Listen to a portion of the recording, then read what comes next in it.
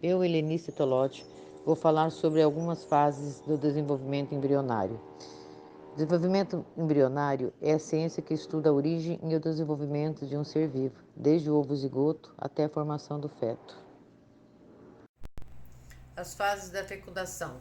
A primeira fase é a fase de penetração do espermatozoide através da coroa radiada. A segunda fase é a fase do reconhecimento e adesão, que é onde há a penetração na zona pelúcida. A terceira fase é a fusão das membranas plasmáticas do ovócito com a do espermatozoide. A quarta fase é a condensação dos cromossomos maternos.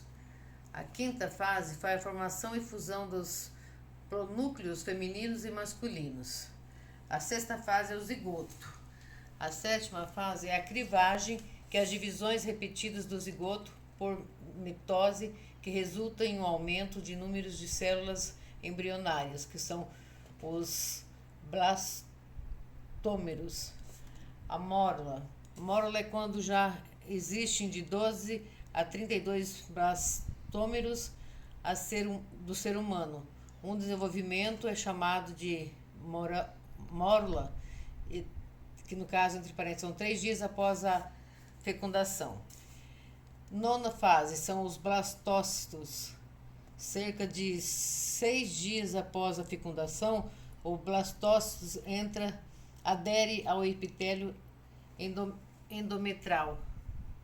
Durante o desenvolvimento embrionário, diversas modificações ocorrem, desde a formação do zigoto até a formação completa de um novo cio.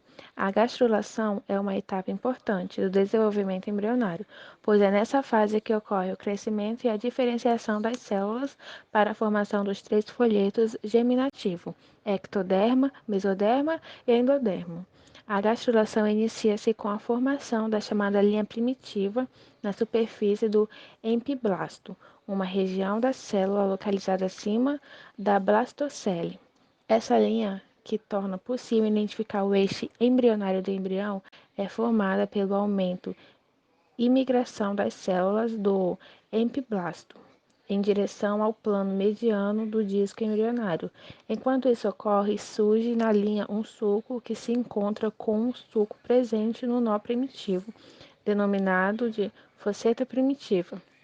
Além da formação da linha primitiva, durante a gastrulação surge a placa pré-cordal e a notocordal, duas estruturas muito importantes. As células mesenquimais saem do nó e da fosseta primitiva e formam o processo notocordal.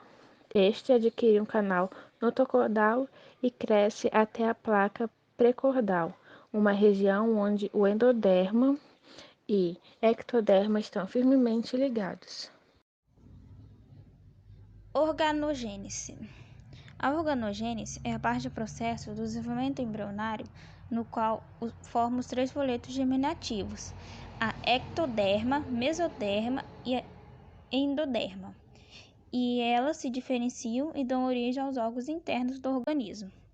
A partir da gastrulação, o embrião entra na fase da organogênese, onde seus órgãos são formados, e essa fase ela permanece até o final do desenvolvimento embrionário.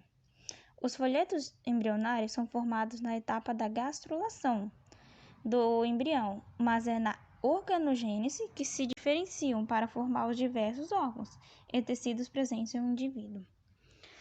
A ectoderma, ela é o folheto que está em contato com o meio externo e que é responsável por originar tecidos epiteliais e seus anexos, como a pele, unhas e pelos.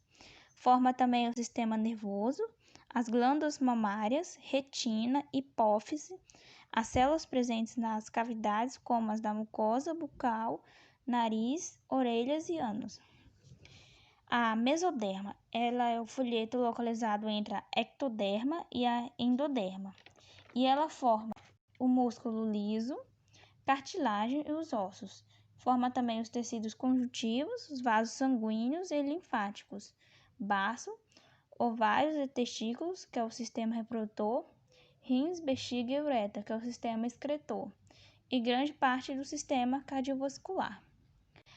A endoderma, é o folheto mais interno e ela é responsável pela formação dos revestimentos internos, como os presentes nas vias respiratórias e no trato gastrointestinal.